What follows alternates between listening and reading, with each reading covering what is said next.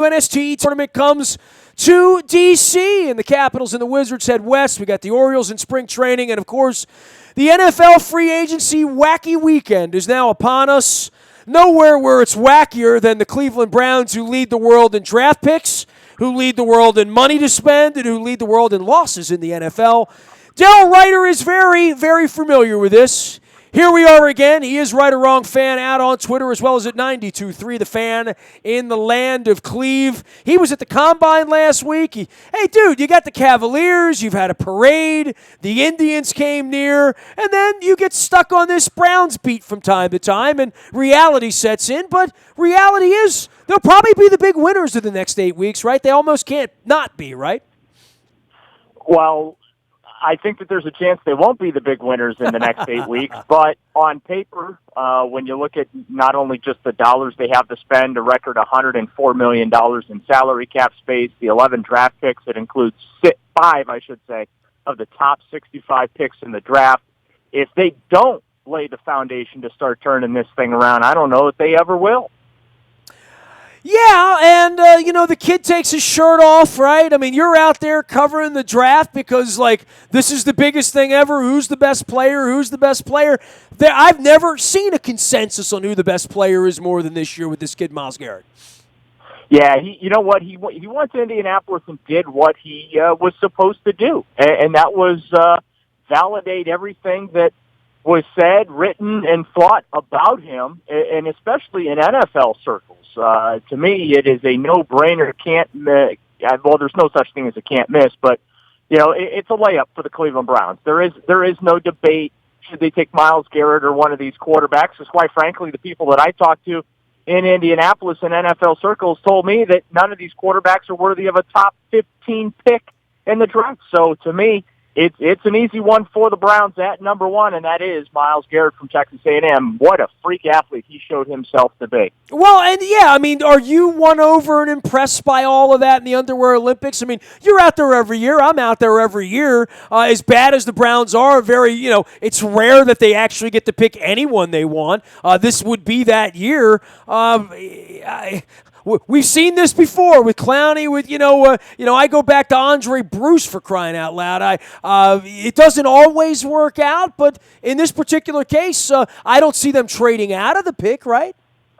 No, I don't think that the Browns would trade out of the pick. Sashi Brown said in Indianapolis that obviously they'll answer the phone if it rings, but I think that if there is a pick that they would be willing to move, it would be number 12, and then obviously I'm referencing the potential of them trading for Jimmy Garoppolo, the backup quarterback from the New England Patriots, who everyone seems to be making out as basically the next Joe Montana right now. But it's such a difficult thing to project because there isn't a lot of film on the guy. He played 2 games and got hurt.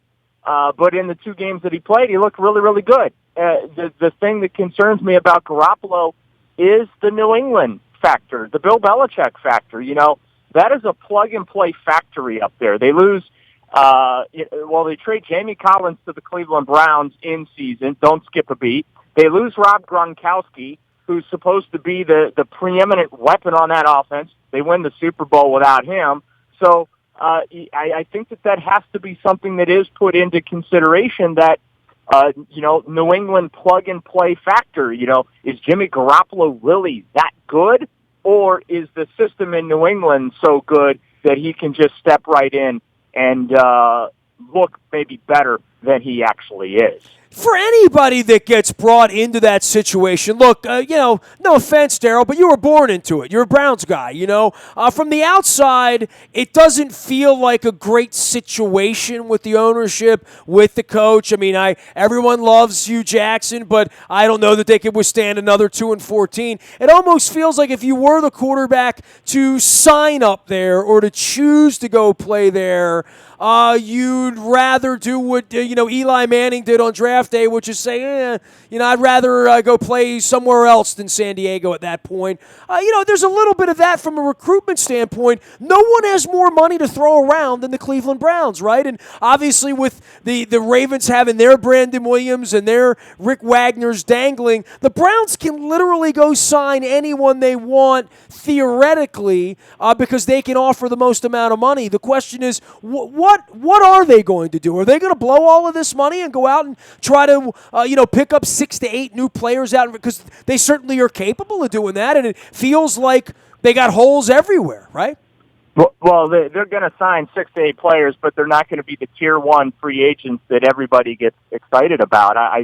This is the time of year where just ridiculous, stupid money gets spent on players, and that doesn't always equate to teams turning it around. That's just not how you build your football team. The problem for the Browns, and this is why they have all the money, is because they don't have any draft picks that they can give second and third year contracts to. They've drafted so poorly that the players are washing out before you even get to that second contract. That's why they have all this cap space and their payroll is so low.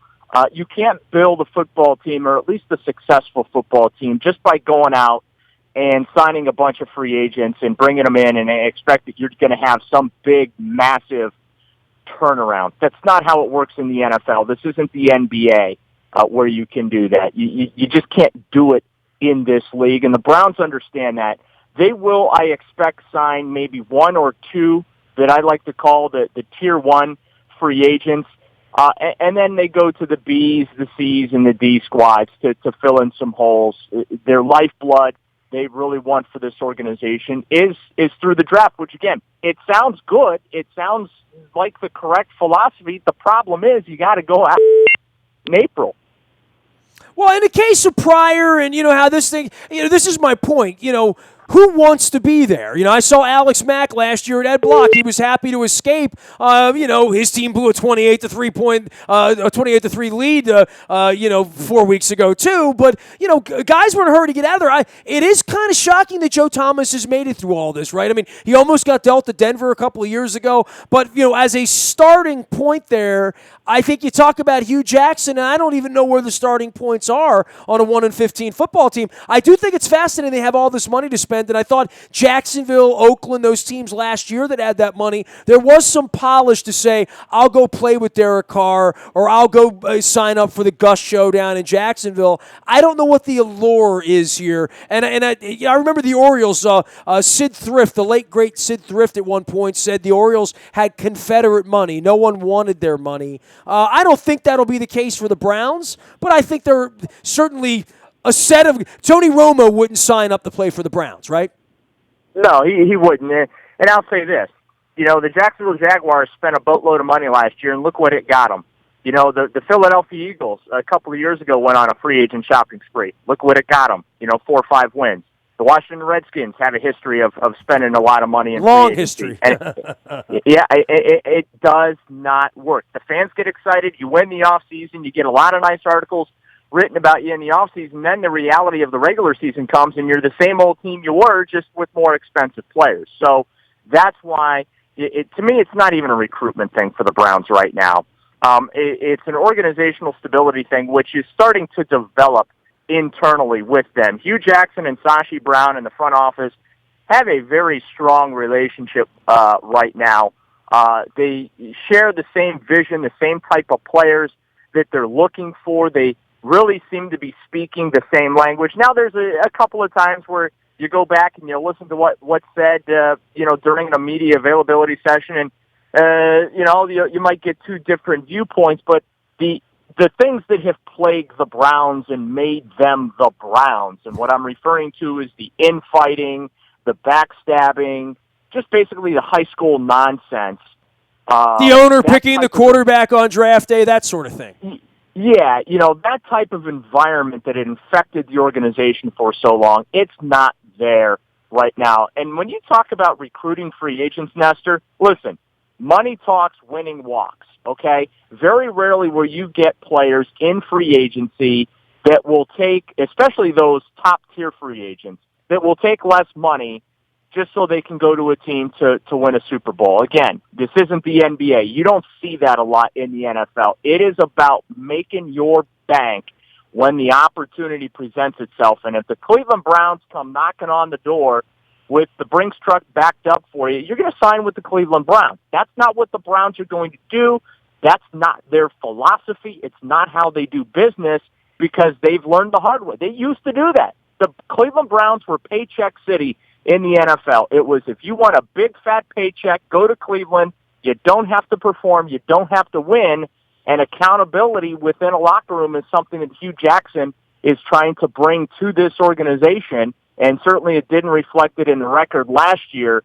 But the good news for the Browns is there's only one way for them to go at this point, and that is up. Daryl Ryder joining us here from The Fan in Cleveland at 92.3. You can follow his journey out on Twitter at RuiterWrongFan. That's RUITER, Wrong Fan. And you're headed to Cavaliers, and the Wizards and the Cavaliers got together. LeBron had his little miracle, but finally the Wizards are playing memorable games. Finally they're playing quality basketball, and then this Bogut thing happens. And, I've said all along, the Wizards are one LeBron-turned ankle away from having a chance at least, right? And here they come storming, but, as long as the Cavaliers are in the East, they're going to be the prohibitive favorite. You're out there around it. Expectations around there as high as they've ever been, correct?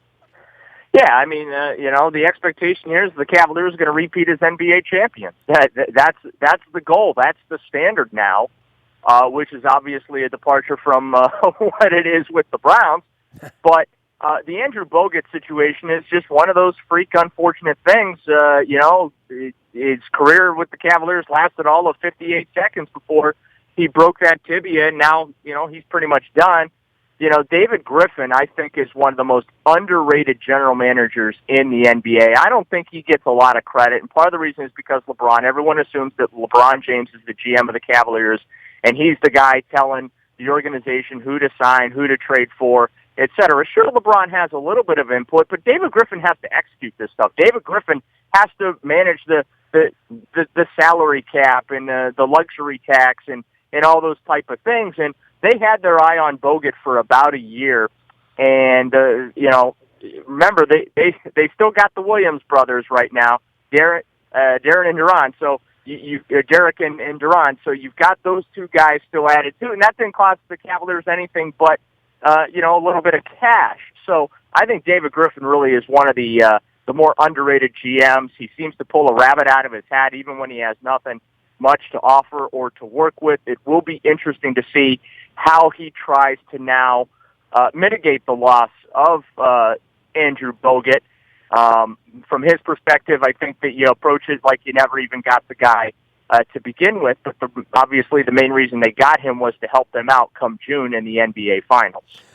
Well, in the case of your town, they're all packing their bags for Arizona. I'll be out in Arizona 2 weeks from now for the NFL owners' meetings, and I know the tribe is out there licking their wounds in not getting it done. And I know as much pride as you take in that Cavalier comeback, the other side of that, the Cleveland side of that, if you will, hit in the fall. And look, the Indians fortified in the offseason for all the angst they had around there, with the families that have owned that baseball team and not spent money, and the years where they were a little bit downtrodden. Certainly this offseason and what you have with Tito, it's going to be a nice long summer of baseball in Cleveland, I feel. Yeah, well, and that run to Game 7 of the World Series when you get to the 10th inning and you lose a heartbreaker like that, I think that really drove ownership to make a solid financial commitment this offseason because they were so very, very close, and that's why they went out and they gave Edwin Encarnacion $20 million a year to get him, put that big bat right in the middle of the lineup. And to me, the X factor right now at least outside of the Indians and locally here in Cleveland that no one nationally is talking about is Michael Brantley. As he continues to rehab and try and work his way back from the shoulder injury that basically kept him out all of last year. Remember, he was in the MVP running the season before that in 2015, and he was the lifeblood of that Indians offense. If he can be healthy and come back and contribute this year, I think that potentially really can push the Indians over the top, especially from an offensive standpoint. This division they play in, the AL Central, is not very good now. It's lost a lot of its luster. The White Sox are in a rebuilding phase. The Royals are in somewhat of a retool phase. The Detroit Tigers. The Royals might be in free fall, bro. You know, I mean. Yeah. So I expect the Indians are going to run away with the Central Division. It will be a stunning development if they don't get back to October this season. But, having covered so many playoff runs over the years, you really get an appreciation of just how difficult.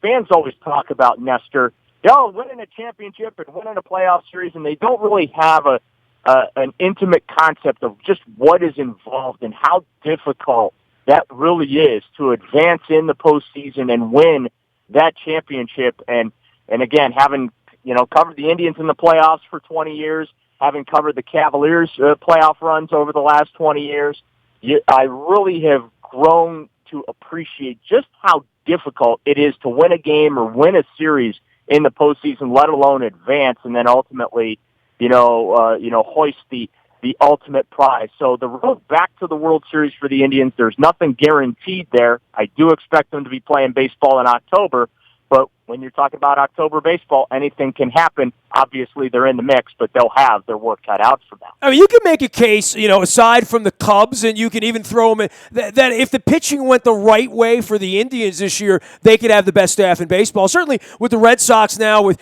Price being a question mark, I'm not sold on Porcello, and certainly bringing over Chris Sale as well. They've been talked about more than any other team, but I think the Indians might have the best pitching. It's going to be a long summer around here in Baltimore. We wish we had that kind of pitching. We're going to see what we've got under the hood. I mean, it certainly is a box of chocolates from the Orioles' perspective. I feel I'm not comfortable with the Orioles pitching right now. I'll say that. Yeah, well, and I'll give you, here's the key. For teams like the Orioles and the Indians, the reason why the Indians were able to have this renaissance and resurgence that they've had, it's been because of their farm system that has, positioned them to make some moves. You have kids like Kipnis come up through the farm system. They started drafting well finally.